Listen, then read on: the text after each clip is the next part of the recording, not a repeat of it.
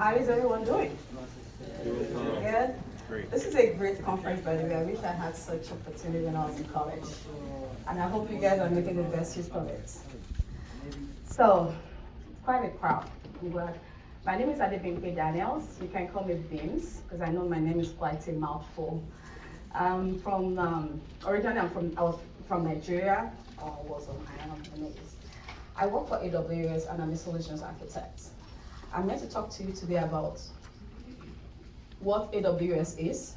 But before I go in there, I thought it would be interesting to kind of level set on what the cloud is. I'm not sure if everybody in this room, how many people are kind of familiar with the cloud? Okay. Is everybody here a comp-sci major?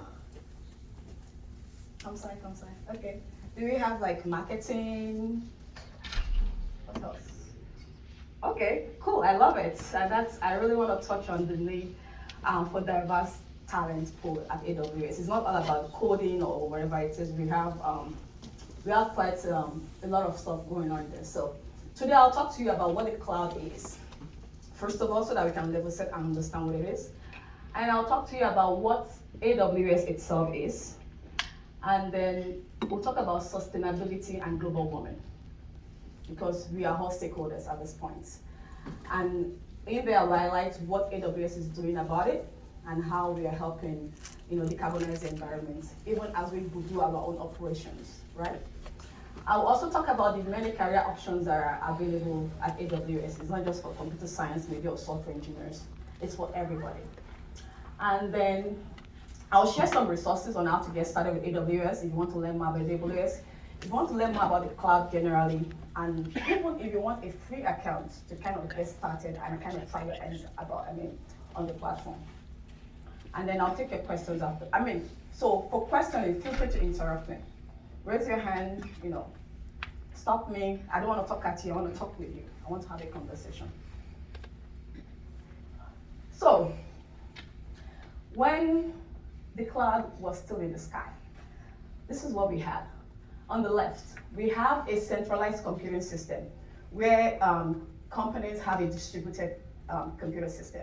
It's monolithic. One thing goes down, everything goes off. And they have to kind of spend a lot of money to kind of do what we call the CapEx model, to kind of purchase their equipment ahead of time, which makes really having an uptime really challenging for them. More expensive, and it's not really modular in nature. And even at that, you have all this huge computer system. You don't have the ability to kind of do what we call individual scaling. So meaning if I want storage, I just want like 2 terabytes of storage. I want to be able to control just that unit and be able to kind of upscale or downscale it, rather than upscaling the whole of the components. So for example, the server, the database, all those come together during those times. How is it different from today? And I want to use Netflix as a case study, because I know everybody, who doesn't have a Netflix account here? Really? Well, fist bump. You, my friend, you're a rebel. I love that. I wish I could, But listen, during those times, I don't know if there was a disruption, I think it was in 2006 or 2016, don't quote me on those years, but there was a time Netflix they had a huge disruption and they couldn't ship out DVD. Believe it or not, there was DVD in those days to their customers. And imagine being down for 3 days, what will it look like for Netflix right now? The billions of money, they will lose. So that's, and also the fact that they have to serve global customers, so not just US, imagine Asia, and at a lightning speed. If you've ever been on a plane and tried to stream YouTube, and then try to use the same Wi-Fi to stream Netflix, you can imagine the difference in the time of speed and buffering that you will see. All that doesn't happen magically. It happened as a result of Netflix moving to the cloud. And in there, they use a lot of different use cases that if I start to talk to you about, we'll be here for 3 days. So now, they're using about, on AWS, 100,000 computer servers to do a lot of things, analytics, to serve your content. And not only that, they actually increase their monthly streaming hours by 1,000x growth. How is that possible? Because they can stream content to you faster. You can get it without buffering, meaning you want to be on that platform. And two, if they release a product in Asia, you're getting it in any part of the world in seconds.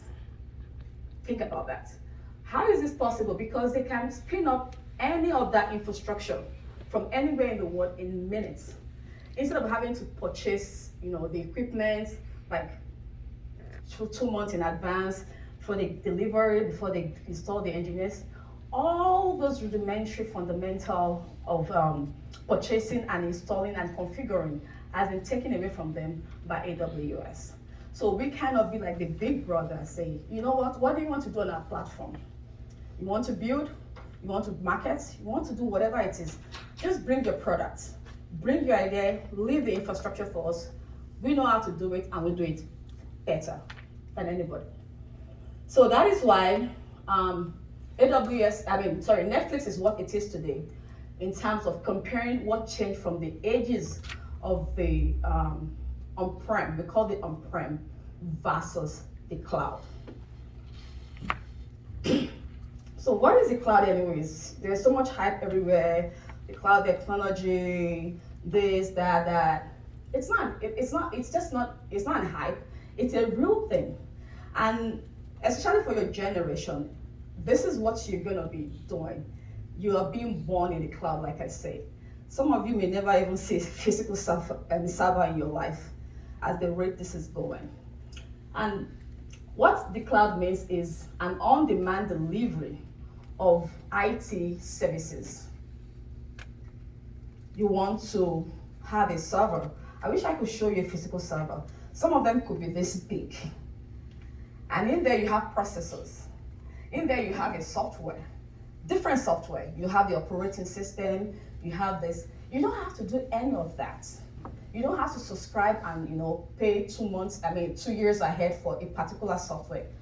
All you're doing right now is going on a website, www.aws.amazon.com, for example, and then you can provision all those things that you need. Whatever it is that you need a database, you need analytics, you need Internet of Things. Whatever your use case, you don't have to care about the underlying structure. And what was actually the game changer for this is the fact that you pay as you go. It is sin. And you may not fully understand the value prop of that in itself, because again, you are being born in the cloud. Companies have to literally budget thousands of millions ahead of time to be able to kind of operate continuously. Now we're saying, don't worry about it. Just come on the computer, have your website. I have a web tool, like Firefox, whatever it is that you use, Chrome, and then you start operating from there. That is why it's called the cloud, because it doesn't have a physical component to it. So this is just, juxtaposing the two ideas side to side to kind of give you a visual clarity. On the left, you have the on-prem IT components. So like I told you, you have the servers. Servers, they're like the brain box of where you have your processor that. For example, if I said, let me move this cup from this place to this place, something is going to coordinate that command. It's not going to happen magically. So that is what the servers do. Give me the command and I'm going to serve you the content, whatever you want me to do. And that contains an amount of computing power. You have the storage, again, physical racks, thousands of racks, storing all your commands, your software, your solutions. Something has to be stored somewhere. You have the databases. Also, that is a kind of a form of storage, but it's different. It's kind of transactional. I will not bore you by going into to the details of each of this. And then you have your application, and then you have your corporate network. it has to be on site. So for example, if you have we call this data center, by the way. If you have this in, like here in Virginia, you have to replicate that same data center somewhere else, like in Seattle. Why? Because there's something we call business continuity. God forbid somebody throws a bomb or there was an earthquake here. How are you going to get your service to be continuous? Now let's see what that is today. This is the cloud to your right. All you need is an internet and a computer. And all this is done. You just start operation. Very simple.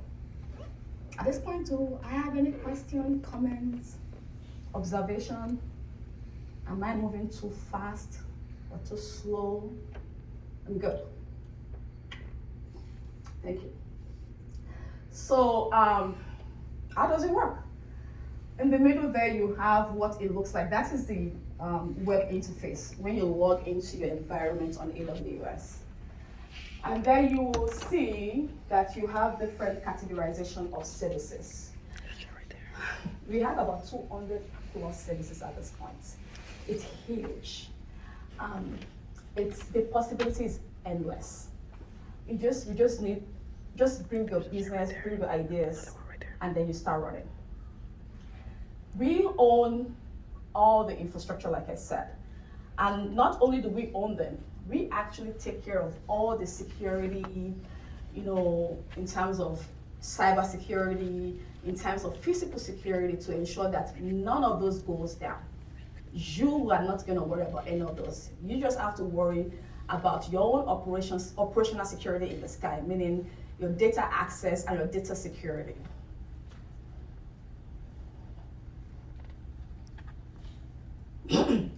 So, how do organizations use the cloud? So for organizations, there are like startups that are just getting started, or even some of those classic organizations that have been there for a long time. They do two things. They either move all into the cloud. Some of them tell you, listen, we have some requirements and some compliance that we cannot move some certain servers off our premises. It could be a financial requirement, whatever it is. So we call those kind of use cases hybrid, meaning they want to be on cloud. At the same time, they have a requirement to be on-prem. So they may choose to run some of their workloads. So for example, storage or analytics, we want to move those to the cloud. But for our other stuff, for whatever reason, we need to have them on-prem. That is a possibility, and we kind of have a use case accommodation for all of those as well. So let's talk about AWS. This is the most exciting part for me. So I hope my video will play. I have a 3-minute video where I just think they do better justice to telling you what AWS is than I will ever do. 1 second, let me see how this plays.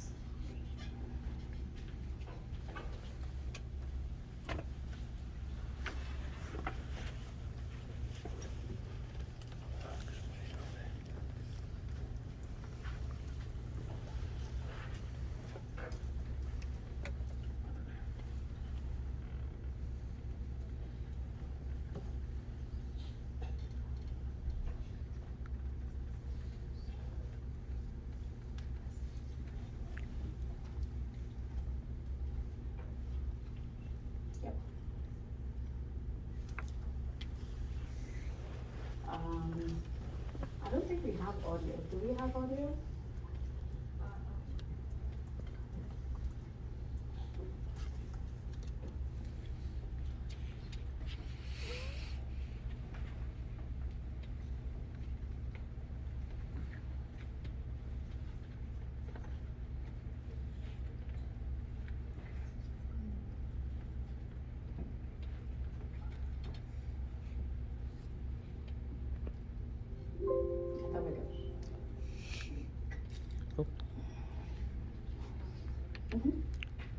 Oh wait, okay, we should be there.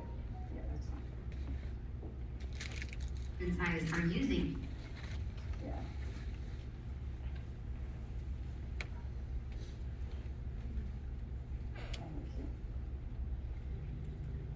AWS is the world's most comprehensive and broadly adopted cloud platform. Millions of customers trust AWS to power their infrastructure and applications. Organizations of every type and size are using AWS to lower costs, become more agile, and innovate faster. AWS provides on-demand delivery of technology services via the internet with pay-as-you-go pricing. You can use these services to build and run virtually any type of application without upfront costs or ongoing commitments. You only pay for what you use. AWS gives you more services and more features within those services than any other cloud provider. This makes it faster, easier, and more cost-effective to move your existing applications to the cloud and to build anything you can imagine. From infrastructure technologies like compute, storage, and databases, to emerging technologies such as machine learning and artificial intelligence, data lakes and analytics, and Internet of Things. Building on AWS means you can choose the right tool for the job. For example, AWS offers the widest variety of databases that are purpose-built for different types of applications. With AWS, you can leverage the latest technologies to experiment and innovate more quickly. We are continually accelerating our pace of innovation to invent entirely new technologies you can use to transform your business. Like pioneering the serverless computing space with the launch of AWS Lambda, which lets developers run their code without provisioning or managing servers. And AWS built Amazon SageMaker, a fully managed machine learning service that empowers everyday developers and scientists to use machine learning without any previous experience. We are constantly expanding our global network of AWS regions, so you can access AWS services to build and run your applications from anywhere in the world. Each of these regions has multiple availability zones that are physically separated from each other and connected by low latency, high throughput, and highly redundant networking. This makes it easy to design and operate applications that are scalable, fault tolerant, and highly available. Our infrastructure is built to satisfy the security standards of the most risk-sensitive organizations. You also have access to the AWS Partner Network, which has thousands of systems integrators who specialize in AWS services, and tens of thousands of independent software vendors who adapt their technology to work on AWS. With the largest community of customers across every industry, AWS has unmatched experience and operational expertise you can depend upon for your most important applications in every imaginable use case.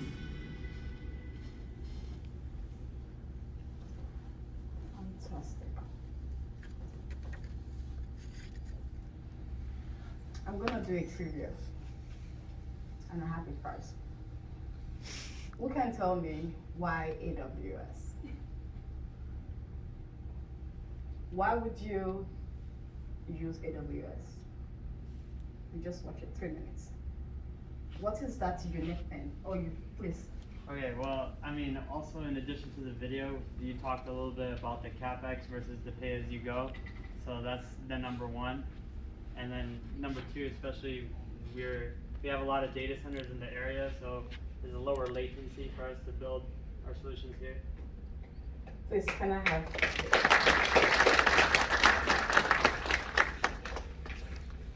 That is amazing. Thank you. I wanted one of these. They ran out.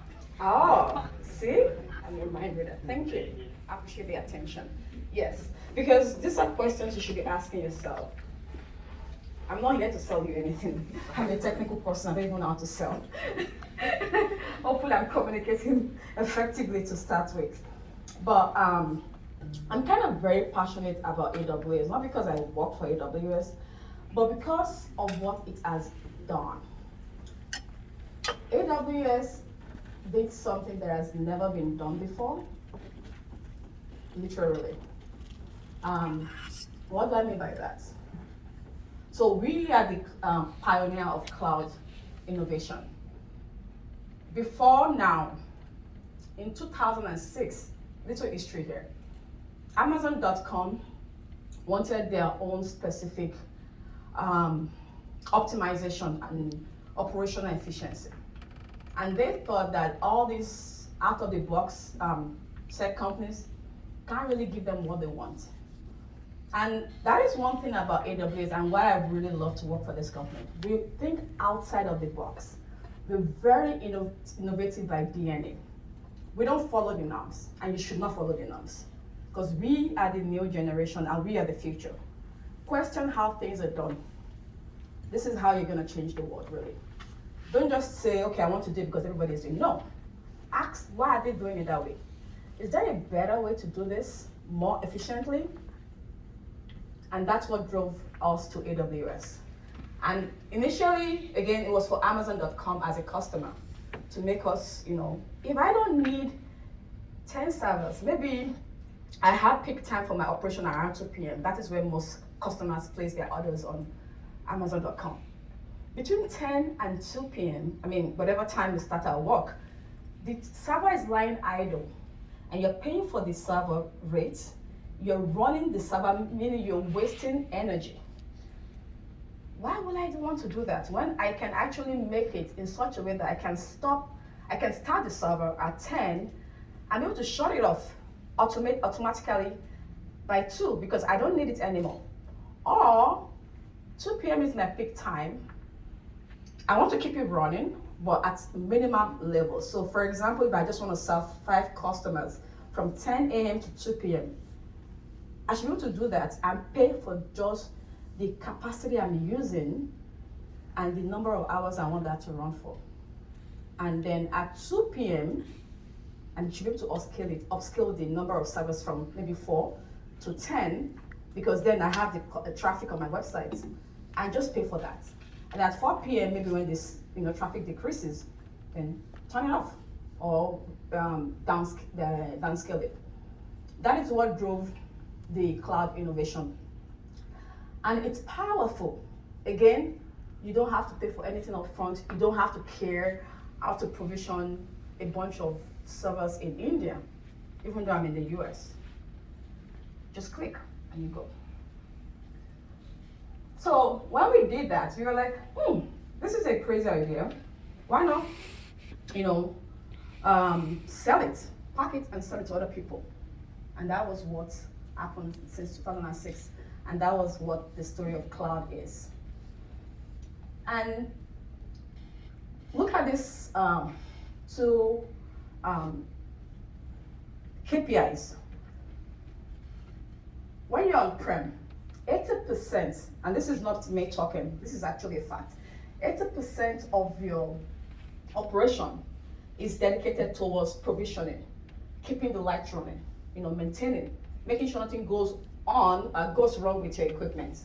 That is what you do as a company for 80% of your resources and time. That is wastage.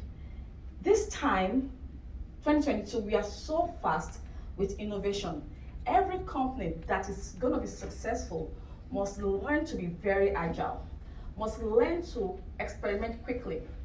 Okay, I want to try machine learning. You're clicking www.google.com, you're typing something on that web browser. As a company, maybe I sell shoes. I want to be able to get ahead of every other shoe sellers, grab your data, and quickly know what to serve you. That is called machine learning, by the way. You can't do that when you're using 80% of your time to keep the lights running. You have to have an edge to innovation. And what will enable you to have such edge is what AWS Cloud is, which is the second one. So instead of using 80% and using 20% for your operation, we flipped it. 20% to keep your lights running, whatever it is, and depends on your org size, by the way. And 40% savings, because when you're not using, you're not paying. And we have so many tools to help you kind of manage those costs. And then 40% is your ball game for transformation, experimentation, agility, faster go-to markets. If you will be the 21st century company that needs to succeed, be ahead of your competitors, make maximum profits, you will have to think differently about your IT operations.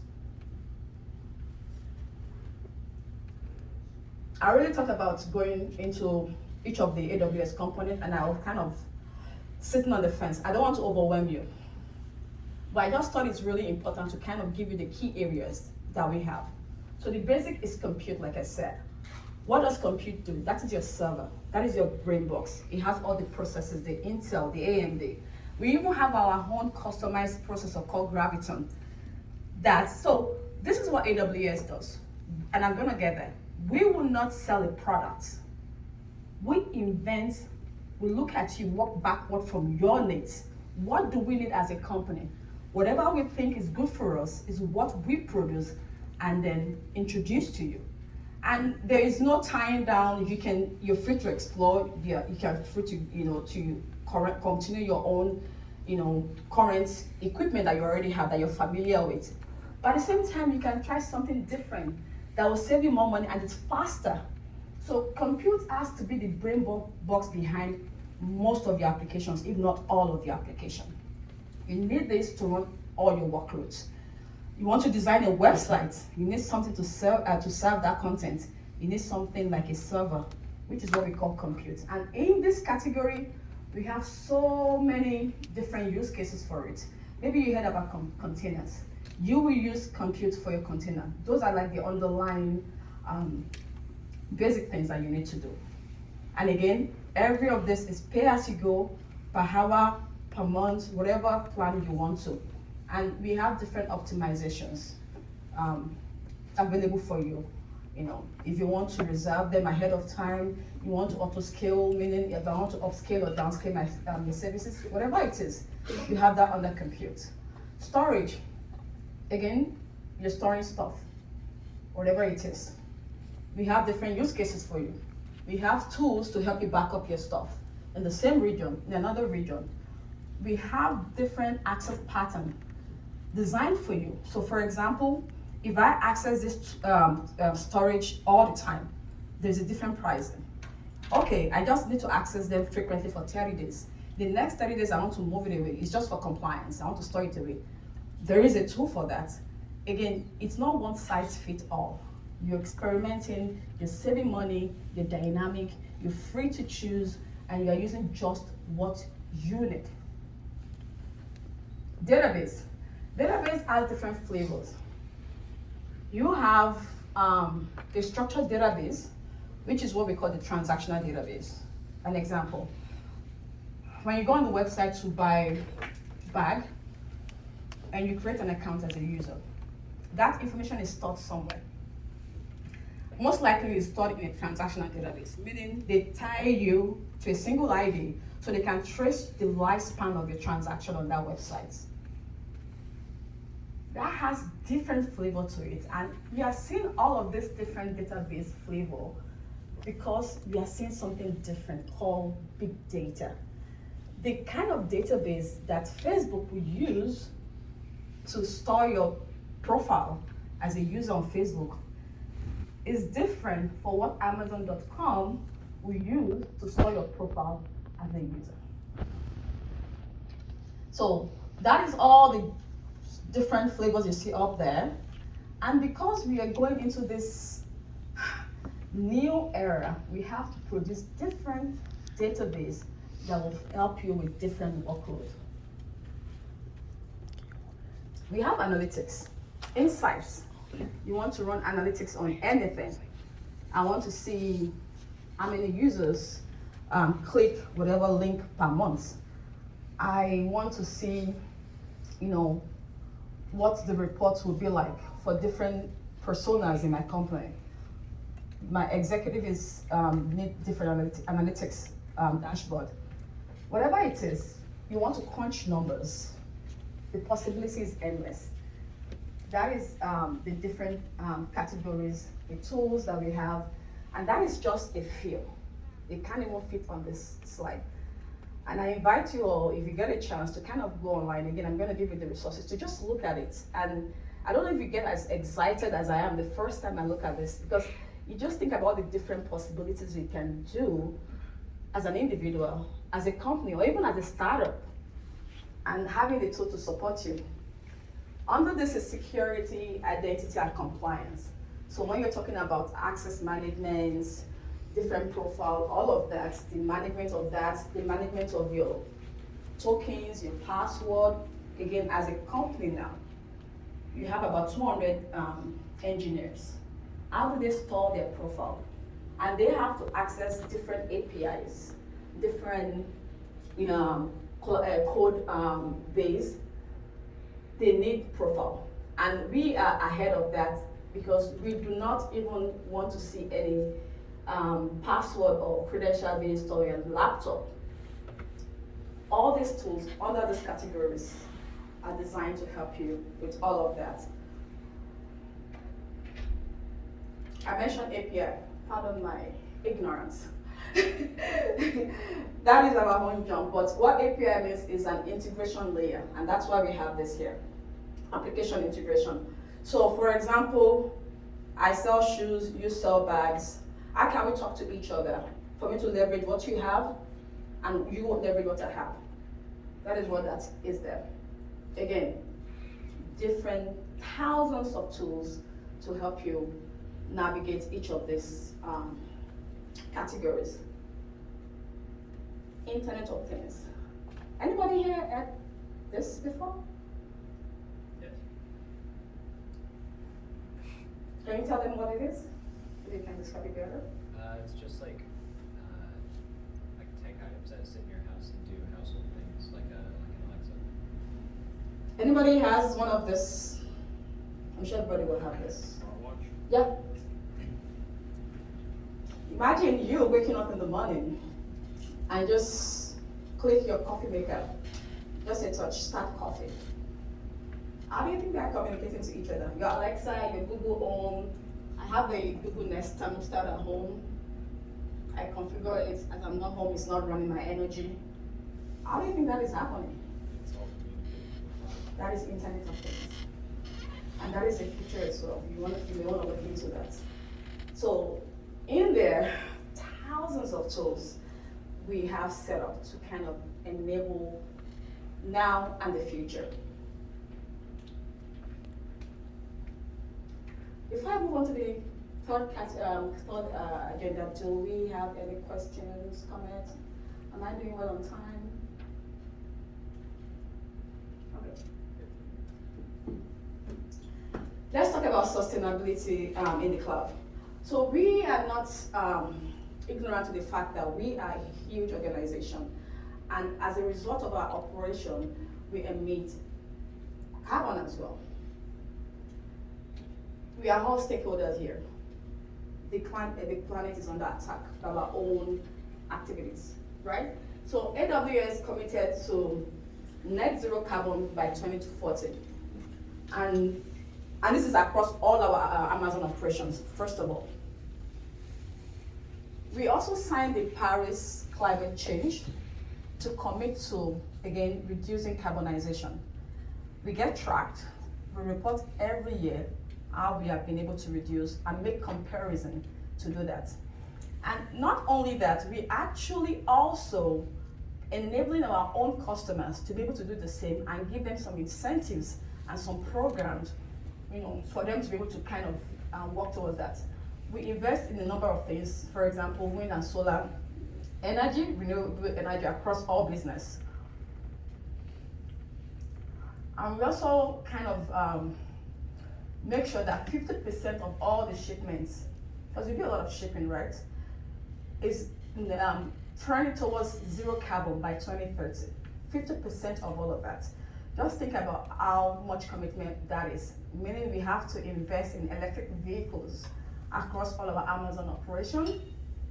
It also means we have to design programs to help individuals, communities, companies to be able to kind of track it and reduce it on their own level. So we also signed in 2019, it's called a Right Now Climate Fund. So what that's done is using natural components to kind of decarbonize the environment, increasing the Amazon waterfall, the Amazon forests, not the Amazon.com. So all of those environments we help local communities develop and maintain them so that we can continue to have this biodiversity in nature. And by doing that, we are invariably, storing all those carbon by building those wildlife ecosystem. Amazon culture. I love working for Amazon, and I swear to God. Why? We have a term that's called day one. I don't know if anybody has heard about day one. So day one culture means we forever, every day we wake up, the enthusiasm you have when you're trying something new, that excitement, when you just got a new job, you have that energy, I want to try this, I want to do this. We want to make sure that we sustain that energy through all the years you spend on Amazon. It means that we have an operational model that is designed for innovation. There is no hierarchy in Amazon. It's like a flat organization. We do a lot of writing. We have what we call PR FAQ. That means you can just wake up and say, listen, I have this brilliant idea. Think big. And then you go to your boss, whoever, in that PR FAQ, it could be 1 pager, it could be 6 pager. You write exactly what you want to develop, the how, it has some guidelines that you have to follow. It means that every individual can make an impact, no matter who they are, at Amazon.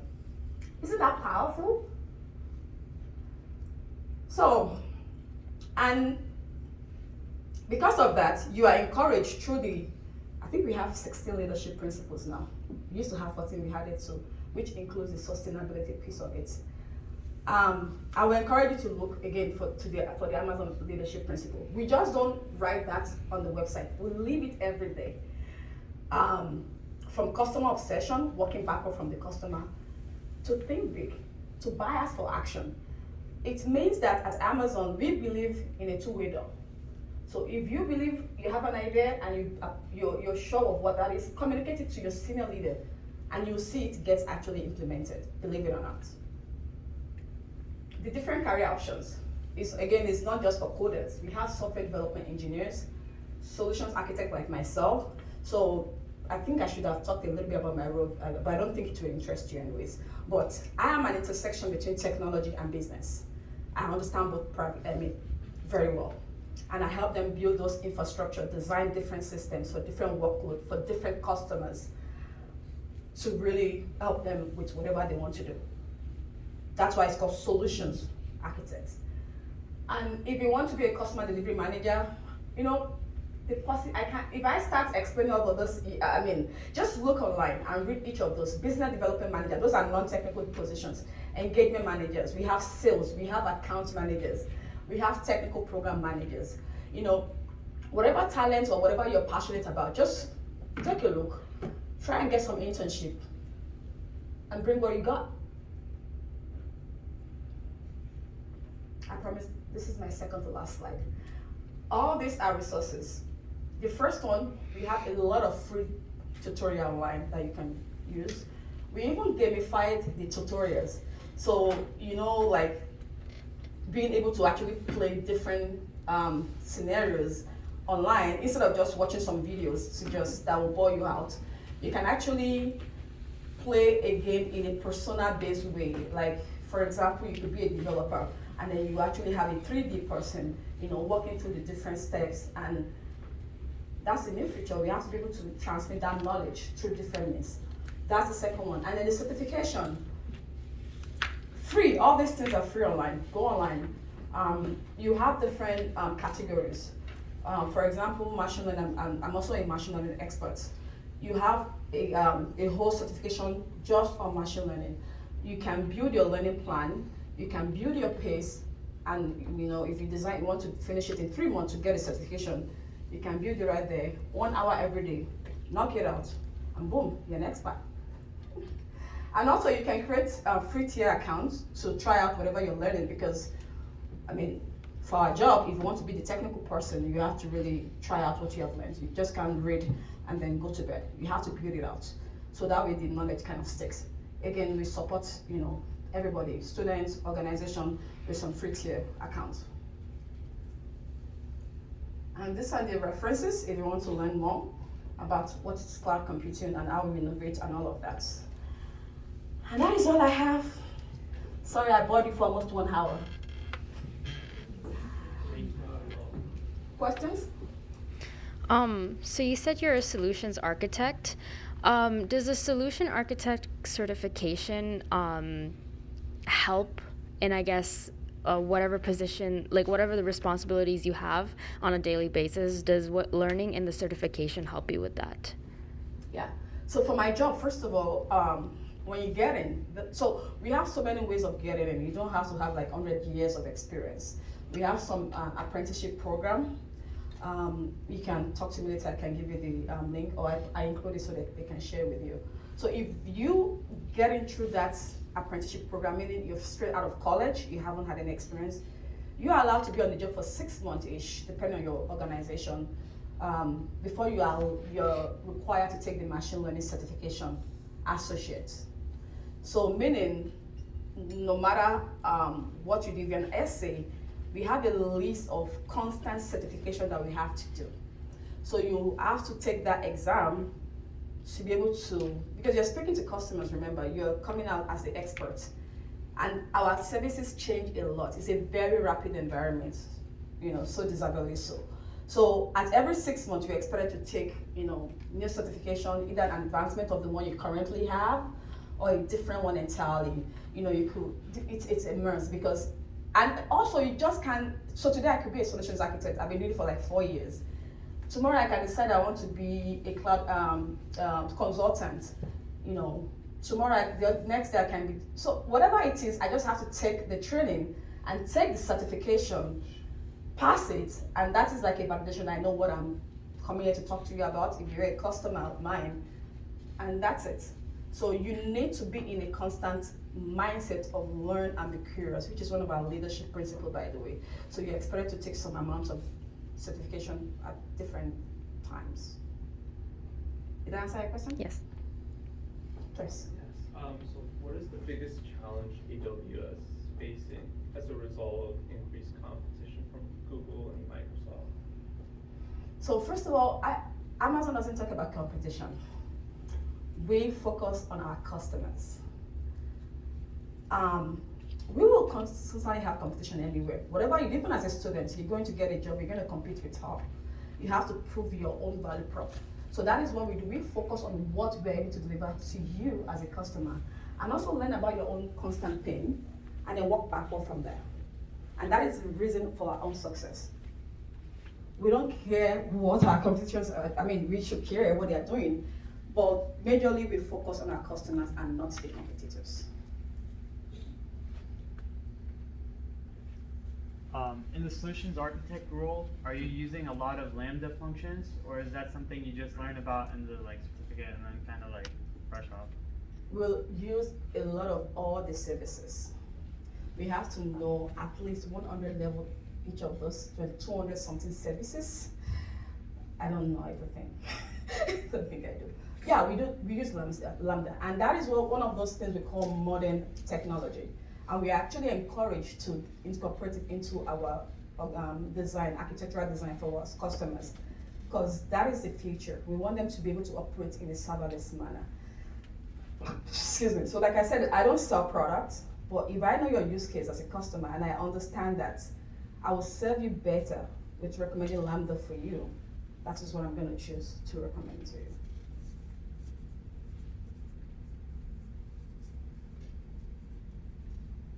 Any other question?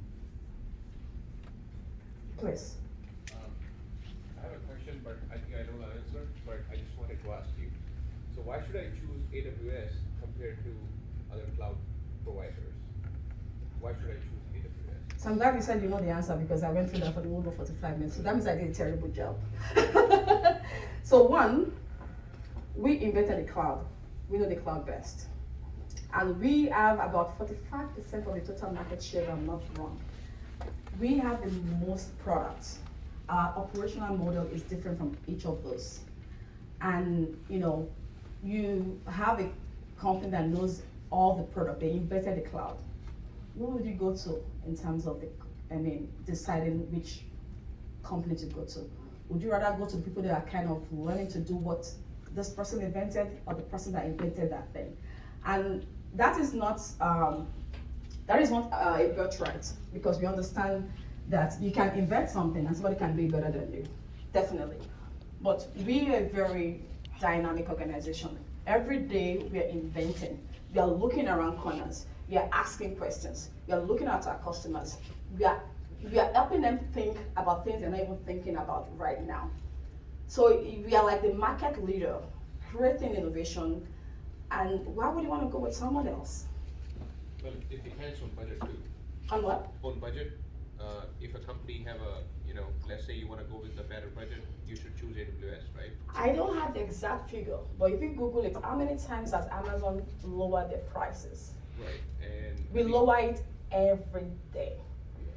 I have different accounts. For each of my accounts, when I was an account manager, account SAP, excuse me, I have to create an account plan every year, which includes cost optimization.